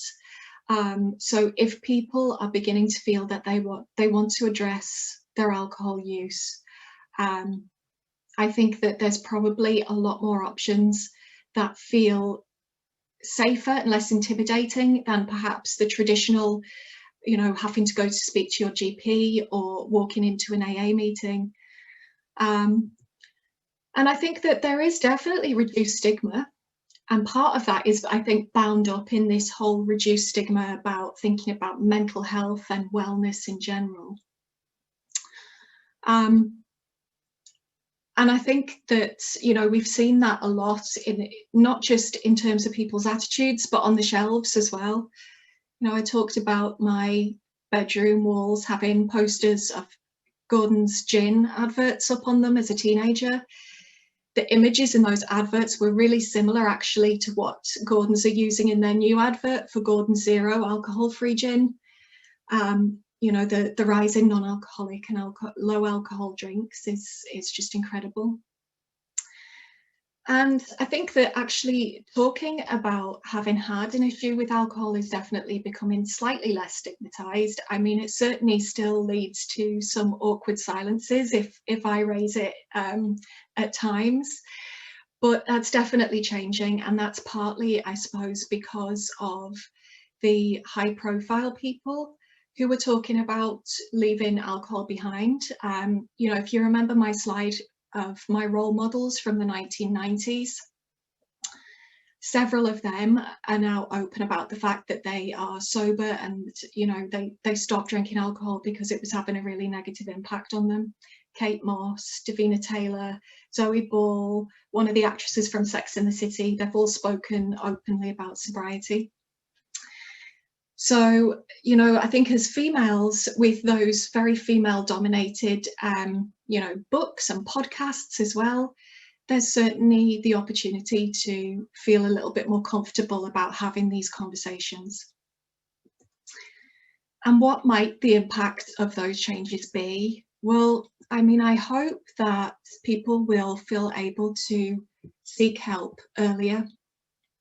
You know, that they won't maybe spend 10 years, as that statistic suggested, living as, you know, I did for a long time, feeling that it's always there at the back of your head that your alcohol use is harmful and that it's, you know, it's going to lead to really negative consequences, as well as just, you know, losing a lot of opportunities and precious time in your life.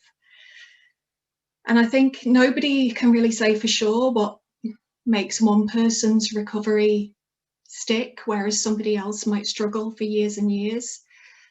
But from my point of view, I feel like seeking help at the point of my life when I did meant that because I hadn't started to lose my health, I hadn't yet lost my job, I hadn't yet lost relationships with my family or my boyfriend, you know, I think that that really helped me, because I think that the sooner you seek help, the more you've got to lose if you don't address the problem. And for me, that was a good motivation. I'd be worried that if I had have left it a few years longer, it would have been harder. Not to say that, of course, is it ever too late, but, you know, why wouldn't you want to, you know, address something that's causing you pain and suffering sooner rather than later? So hopefully if people do seek help earlier, you know, there'll be less harm caused and just an ongoing reduction in stigma and changing of people's attitudes.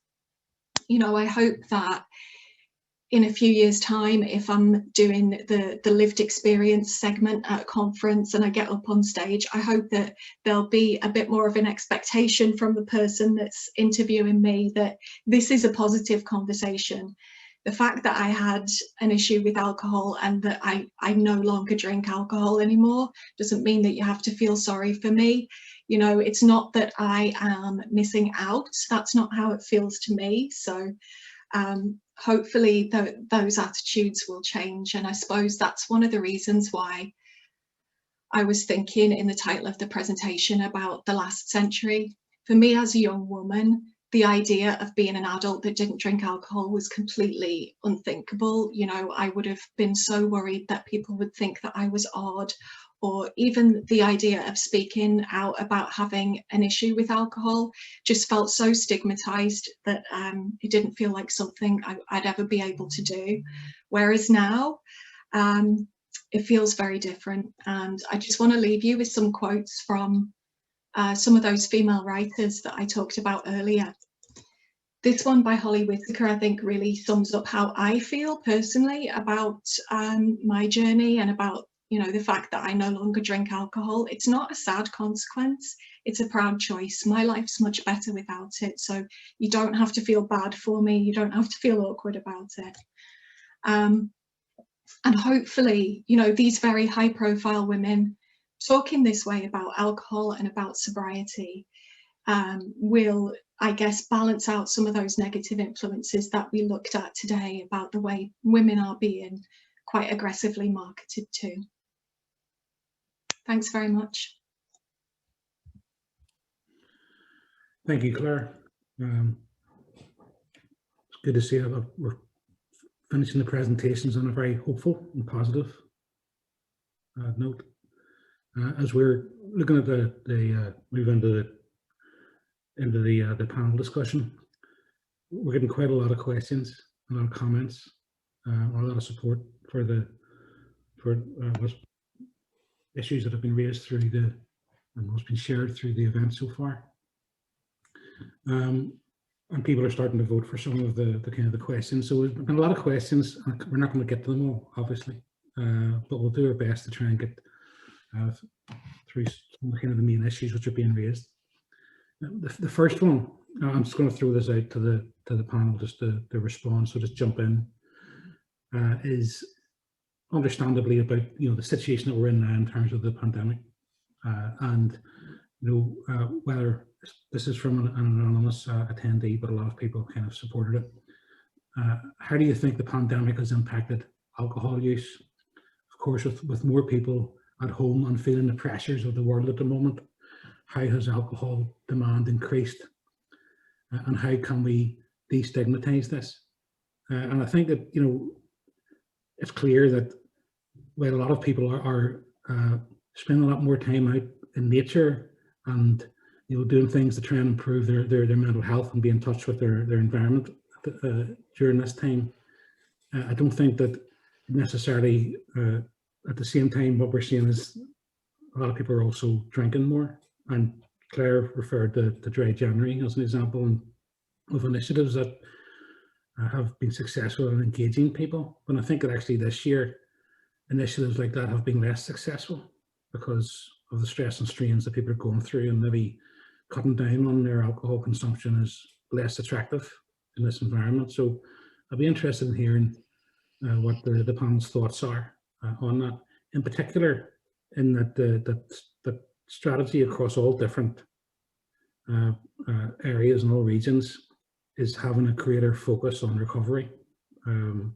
But we are seeing that we're in an environment where there is potentially increased levels of harm because of the unique situation we're in. Anyone like to comment on that?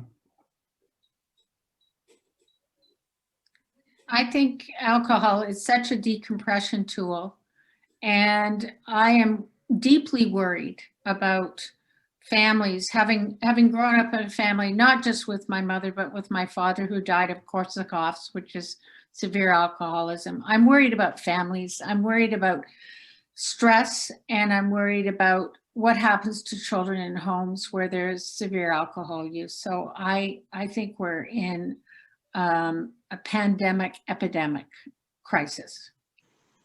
I think there's some quite conflicting evidence at the moment coming out about what's happening with the pandemic. For some groups, drinking hasn't gone up or has decreased, but for other groups, and particularly those who were drinking at unhealthy levels to start with, drinking really has increased. And we've got some really good evidence from colleagues in Glasgow who looked at the same group of people's drinking before the pandemic and after. So that was a really good design of the study, a longitudinal study. And they found that frequency of drinking and binge drinking had gone up for a lot of people in this group. And they also found that women had been more adversely affected by men. So there was more evidence of women increasing the number of times they drink as well as binge drinking. So I think it's really looking not at everyone in the population, but at certain groups that we need to worry about particularly. And of course, the alcohol industry and alcohol producers haven't been sitting still during the pandemic. There's lots of shops that are offering to deliver alcohol to your home, advertising on social media. So it's not just people, it's not just supply of alcohol or demand of alcohol, it's the advertising as well as the need for alcohol as decompression and relaxation, as Anne's been saying. Yeah, I think that's interesting. I can see how if you were somebody who perhaps was perhaps at risk of developing an issue with your drinking and then lockdown happens. I know for me, if I was working from home, if you didn't have to get up and drive the car in the morning, all of those things mean that your opportunity to drink is increased. That's how I would have seen it anyway when I was drinking. So it's not surprised that for some people it has become an increased issue. I suppose, one of perhaps the other factors to take into account is that people are more likely to look online for support. And, like we've seen how many people attended today. And I know that I've seen so many different online, whether it's a meditation session or a webinar or something. I've seen so many that I'm thinking, oh, I'd love to engage with that. And I think that a lot of people have used this as an opportunity to engage in, getting support for any issues that they're struggling with. But it is a real worry, as Anne said, especially for young people and children who are at home in an environment where there's a drinking problem, and this is Children of Alcoholics Week, so it's getting a lot of attention in the media this week. But yeah, it makes me really, really sad to think of children being in those situations at the moment. I know I used to love going to school because I knew the routine, I knew what would happen, I knew that you know, it was safe, whereas when I got home I didn't know whether it was going to be a good day or a bad day. So it's definitely a worry in terms of the family situation. And I think that you know, just on your last point, Claire, you know, where that kind of, you know, that harmed the children in the home from parental drinking or drug use, or that has been termed as hidden harm, but in this environment that's becoming even more hidden, and seems to be less of an issue on the agenda. We've had quite a bit of kind of connection here in terms of the questions and comments around the presentation of how the alcohol industry is targeting women, and that kind of, you know, equating drinking alcohol to empowerment. But there's been suggestions also around what should we be lobbying for campaigns and public health messages and campaigns to be illuminating that issue, targeting that, focusing on that issue of that the industry is actually, you know, targeting the female population, and whether there should be counter campaigns that would focus on that, as opposed to where public messaging is really about just trying to raise awareness of alcohol-related harms. Any thoughts on that? There's already a bit of kickback, isn't there? You know, not just through the likes of Carol's campaign, but you know, I think you might have seen it in the news that Tropicana trialled, it wasn't in the UK, I think it was in North America, Tropicana trialled a new advertising campaign, which was, although it's a non-alcoholic drink, the idea was, you know, use your Tropicana to make a mimosa cocktail, and it was really targeting parents, saying this is your you time, is when you sneak off and have your mimosa cocktail. And they had to pull it because people, you know, probably influenced by reading books like Anne's and all the others, and understanding a bit more how the alcohol industry is targeting them, you know, thought that that wasn't really appropriate. So I think that there's already, even without us having any kind of a campaign formally against it, you know, there's already a bit of a realization that people don't always welcome these advertising strategies.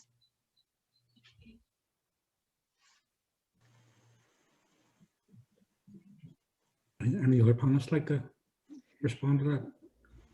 Yes, yeah, no, I agree with Claire, and I had seen that campaign and the kickback from it. I think it'd be really interesting to consider a public health campaign that pointed this out. My slight concerns would be, first of all, that the alcohol industry would not sit back. They would have their lawyers very ready to target it. When I've written pieces, for example, for The Conversation, talking about how alcohol producers have kind of piggybacked on the International Women's Day, the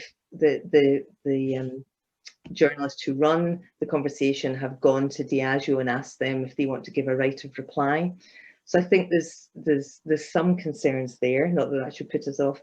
But secondly, I guess what I would really like to see is something that's more grassroots in some ways, and I suppose that's partly what we're trying to do in Don't Pink My Drink, where other people take it forward as well, because there's that slight danger. You want to have the public health viewpoint, I think that's really important. You need to have the information out there for people, but you want women themselves in some ways to be pushing forward this agenda and running with it, so that people themselves have got ownership of it and don't feel that they're being told what to do. So I think there's this kind of, we need the top down, but we also absolutely need the bottom up. And just to move on to the kind of the next question, I think that links in well to, you know, that kind of how you can create an influence in counterculture, which can perhaps be more effective than sometimes policy is. There have been a couple of questions around, for example, minimum unit pricing and whether actually that would be an effective strategy. I know it's been obviously it's been supportive and adopted within Scotland, and other regions are falling in behind that as well, subject to the evaluation.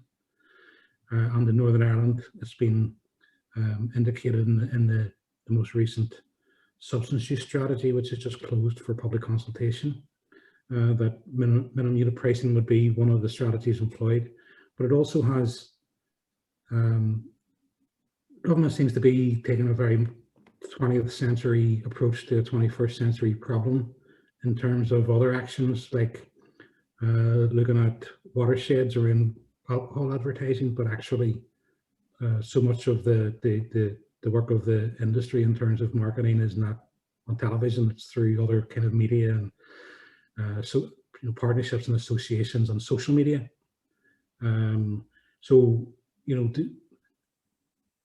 I'll ask a question around minimum unit pricing, about whether you feel actually it is an effective strategy, and whether, you know, the concerns, what do you feel about the concerns that have been expressed, many from actually from organisations providing drug and alcohol services and treatment, are in a concern about it perhaps targeting the vulnerable and the most disadvantaged in our community disproportionately.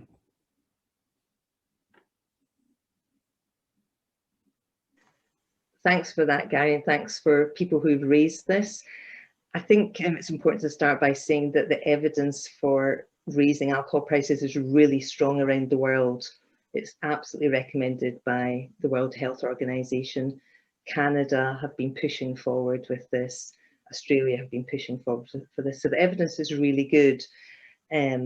However, that's not to say that it's the silver bullet. So what we're doing in Scotland, for example, our group in Glasgow are looking at the impact of minimum unit pricing on homeless drinkers, because we know that there might be unintended consequences. We know there might be consequences for the most vulnerable people in society. So we absolutely have to be abreast of this. And if we can provide evidence in Scotland for what's good and positive, but also unintended consequences that other countries can learn from and put into action, that's really important. But we have to act at this population level. That is what drives change. If we think about the smoking ban, it also drives culture. So we're talking about changing social norms.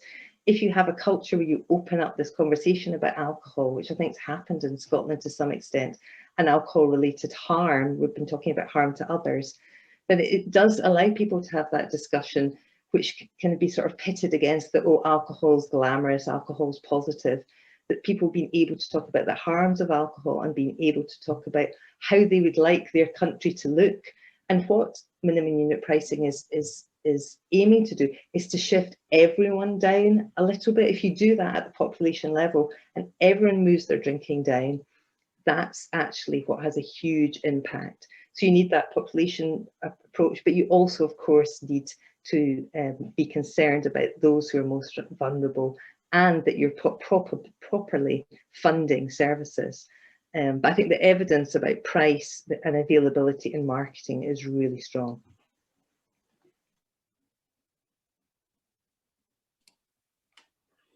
Okay, thank you.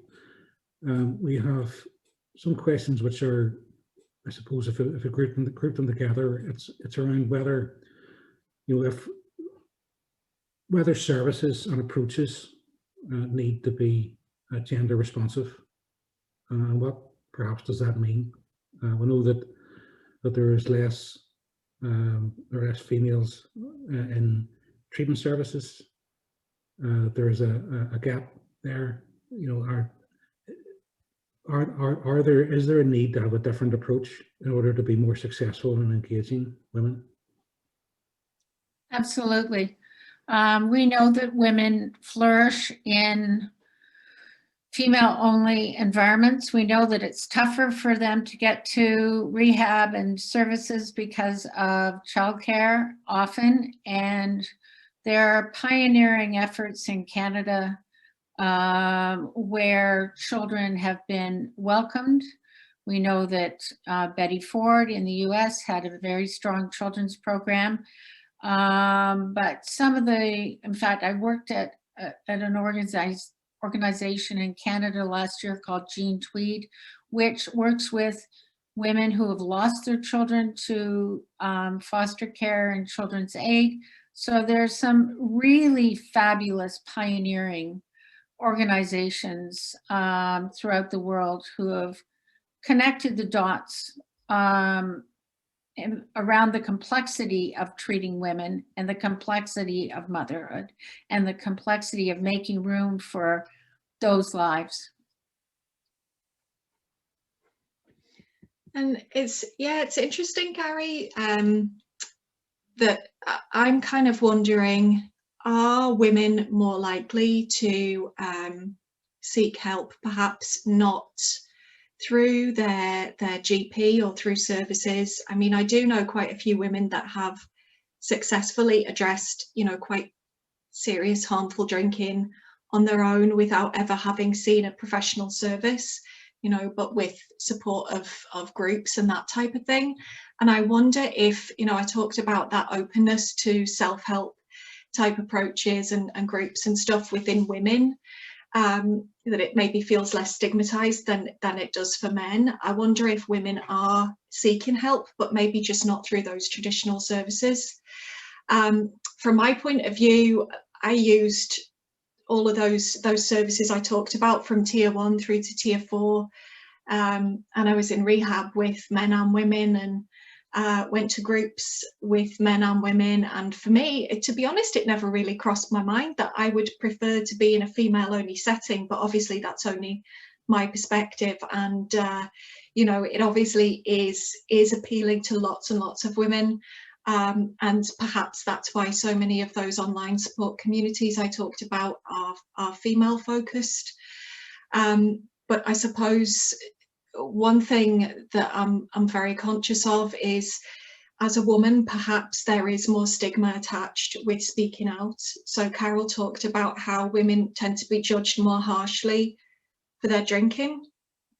And also, of course, if you're a parent, and perhaps if you're a mother, you're really, really concerned about, if I tell my GP, if I tell anybody that I'm worried about my drinking, what are the consequences for my children? That maybe that's, you know, a barrier to women. So I think there's definitely a need to think about services that would be more supportive of women and helping them to engage. But I do wonder if there's lots of people out there that we maybe don't know about who are addressing their harmful drinking outside of traditional services, and even outside of what we thought of, you know, traditionally 10, 15 years ago. In fact, for a lot of people still today, they think that AA is the only option. But, you know, there's all kinds of support out there that it's harder for us to monitor how many people are making use of that, and how successful it is for people. But I mean, I certainly know a lot of women that are finding it really helpful. And I think that having choice is really important, you know, regardless. I mean, you'd mentioned within your presentation around how many more types of support were available today than there were 10 years ago, and not everything suits everyone. So having those choices, one would hope would encourage engagement.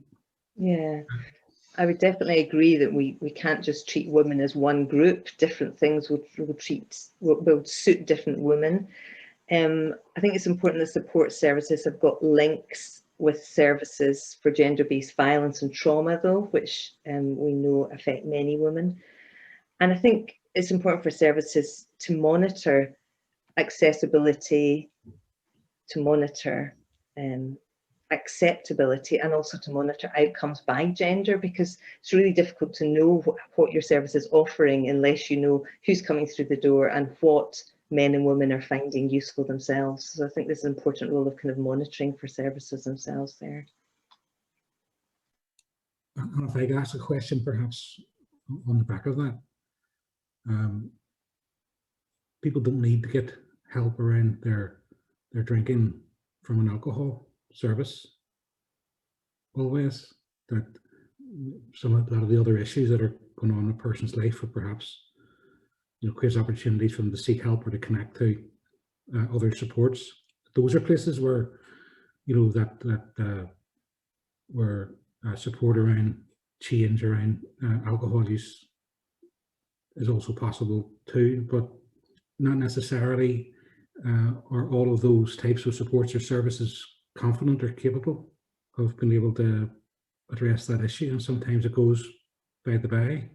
Has that been anyone's experience on the panel?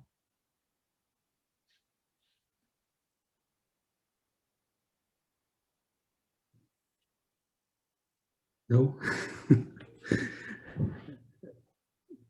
I mean, I think that in terms of the point I'm trying to make is whether we need to have a range of support services which are out there, which are connecting to people, able to, I suppose, look at, you know, where there may be an increased risk of harm in relation to alcohol use, and be able to actually, you know, support people along the journey of change, rather than necessarily for people always having to get support around their alcohol use whenever things hit crisis, or whenever they end up having to present to, you know, an alcohol specialist service.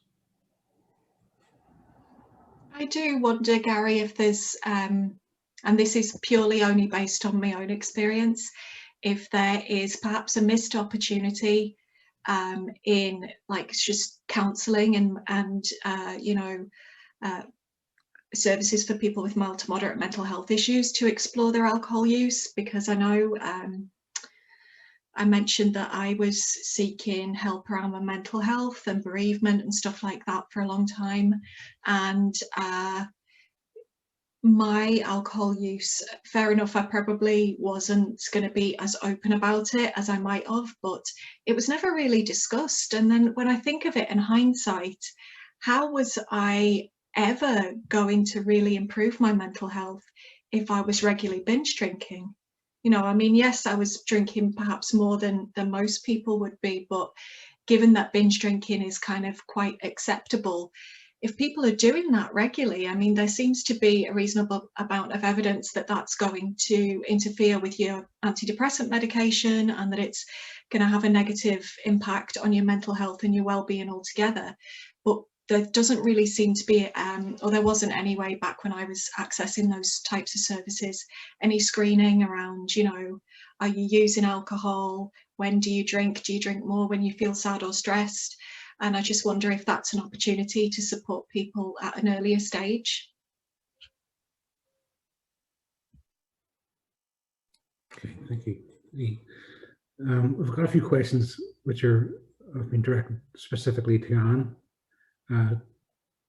asking just what you felt was most helpful to you in achieving and sustaining your abstinence. Yeah, I went to rehab and was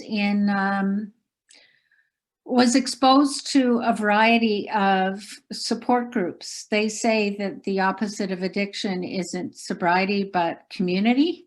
And we do get very isolated in our drinking. So I started out in 12-step groups and was very successful in that, but I moved to women's only groups that like She Recovers, very strong in Canada, a Canadian organization. And I also had an addiction doctor. I also see a therapist. I did a sort of multi-pronged approach to getting sober and staying sober. As Claire would say, self-help books, Quit Lit, big reader of Quit Lit, and I started something in Canada called the National Roundtable on Girls, Women, and Alcohol, which is focused on the 3 initiatives that Carol has talked about: marketing, pricing, and availability. So I also started Faces and Voices of Recovery in Canada. So I got very involved. Thank you. Thank you. Thank you. I've got a question from in a column around whether you feel that, for all the panel, whether you feel that there is a greater stigma around women and alcohol where they are parents.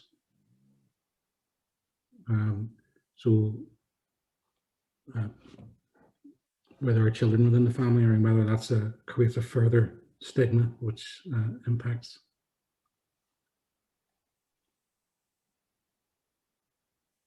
I think without a doubt, I think this is absolutely a fact. And we tend to think of a man who drinks a little too much as a bon vivant, and a woman who drinks too much as a mess, a hot mess. And Carol referred to it in there was the tramp, right, comment, but I think that this is a fact.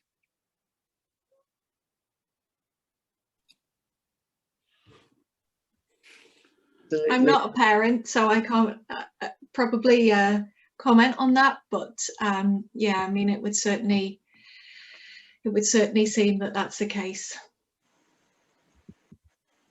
Yeah, I was just going to say, absolutely amplified. The gender double standards are hugely amplified for parents, so we judge mothers drinking very differently than we would judge fathers drinking.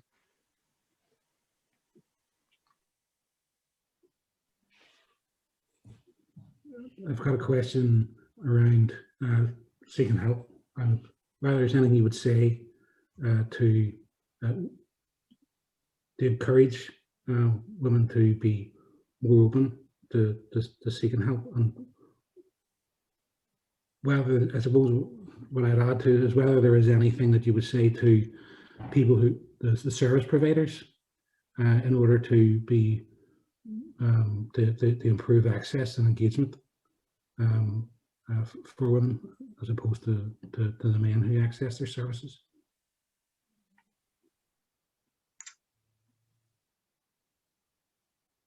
That's a tough one. The one thing I would reflect on, I don't know if this is really specifically as a woman, but whenever I was using various different services, just shortly before things came to a real crisis and I went to rehab, I remember ringing a helpline, and the person on the end of the phone, you know, and I was in a real state, the person on the end of the phone was talking through what support I was already seeking, and they said to me, well, maybe you're not making best use of the help that you've already got.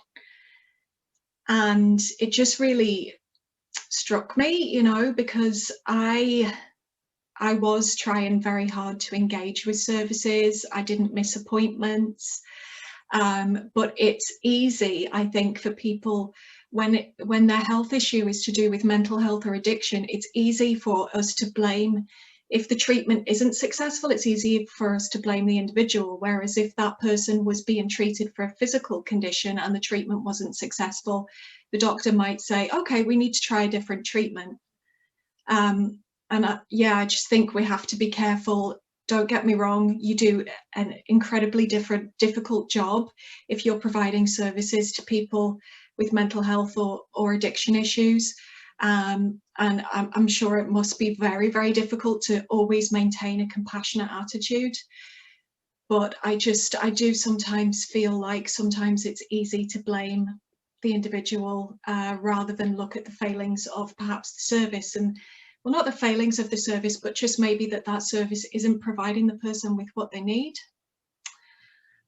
So I think just maintaining that non-judgmental approach and not giving up on people if you feel like you've exhausted the services you have on offer. I mean, that was kind of how I felt when that phone call was made. And, you know, within about a year of that, I was well on my way to recovery, and, you know, a decade into recovery now. So you know, it wasn't that necessarily the problem lay with me or with my lack of desire to engage or to get better.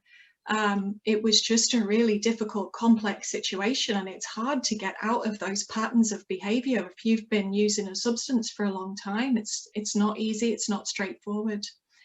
But I guess that would apply to both men and women.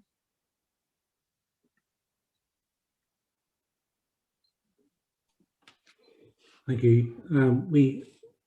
If people can still, we've got a few minutes left, so if anybody has any other questions that they want to make the opportunity to ask, just put them in the question answer box. I've got a question around whether you think that it would be an approach to have a gender-focused approach towards alcohol in terms of awareness and education within schools.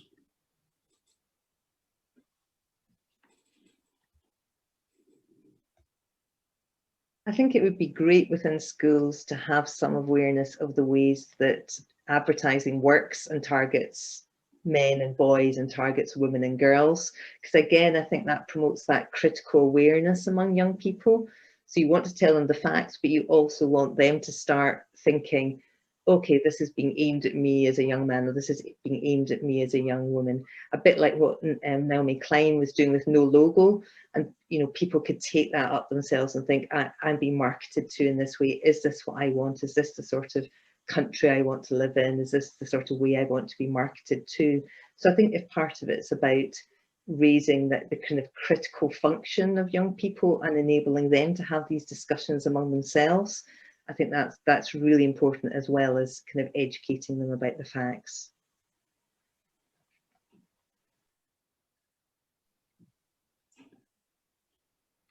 Okay, thank you, Carol. We have another question, which is asking whether for younger women especially, you feel that drinking or seeming to be drinking is important in their quest for claiming their identity. I suppose which is the other side of the coin in terms of whether targeting from the alcohol industry, but how important it is in terms of identity for young people.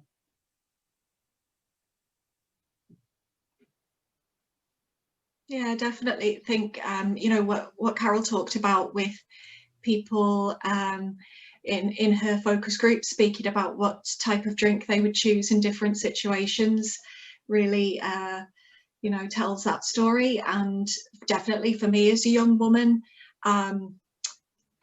the drinks that I chose when I was, you know, out drinking was very much about wanting to portray a certain image, or, you know, that type of thing. I think that for younger generations, it's probably not so much the case. I mean, when I tell people that I don't drink, it tends to be people my age and older that maybe feel a little bit uncomfortable about that, whereas younger people seem to be more accepting. And, you know, obviously the statistics seem to show that younger people are drinking less. And I had a conversation with some friends recently and said, you know, I was looking at statistics for Northern Ireland and said, do you really believe that? Like, it said something like 15-year-olds, only, I don't know, 5 or 10% of the 15-year-olds surveyed said they'd had an alcoholic drink in the past week. And I was going, you know, when we were that age, everybody was drinking regularly.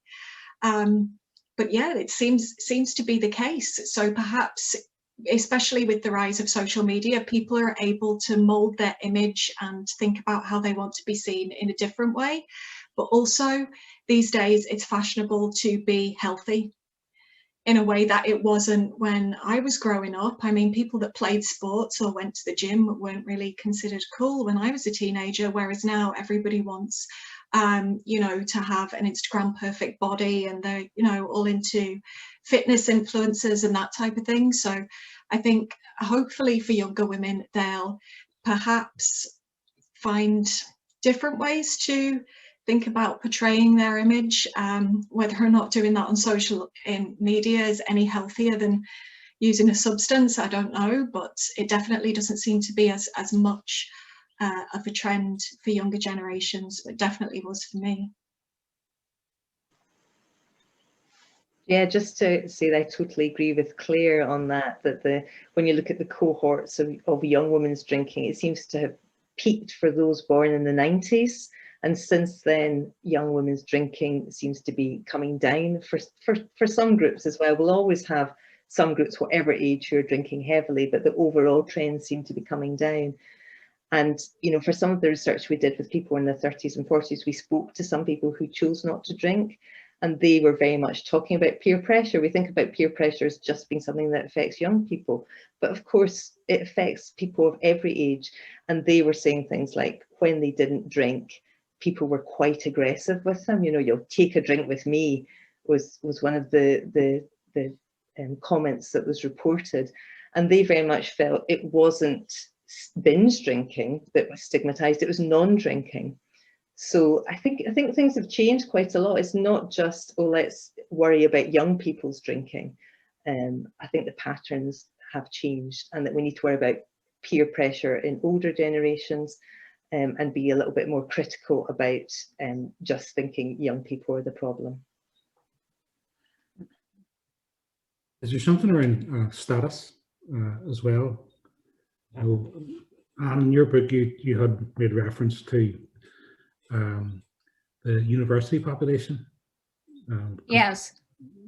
Around where people were, you know, people who were moving into professional life were starting off in an environment where the culture was very heavily dependent on or associated with heavy drinking, and whether that then was behaviour which will continue into later life. Yes, exactly. And we used to see, Gary, the tapering off 10 years ago, 15 years ago, a tapering off after university and that big drinking culture. And there hasn't been the tapering off. Yes, with the younger group, but not the tapering off in the 20s and the 30s of women. So that's what's got people really scratching their heads, epidemiologists scratching their heads. The other thing that's changed in university life is the drinking games used to be a male-only purview. Now it's, he's drinking beer, she's drinking vodka or tequila. She's 2/3 his size and probably didn't eat before she went out. She's at a real disadvantage. And to raise something controversial, we know that alcohol is a date rape drug. So we get into sexual violence, we get into issues that are very complex.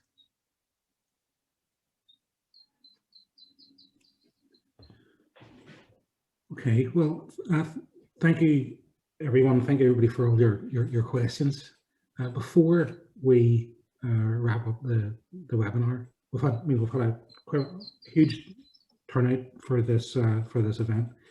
I'm just going to ask each of the panelists: if there was one message you want to be able to get across to the people who are attending the webinar today, what would that be?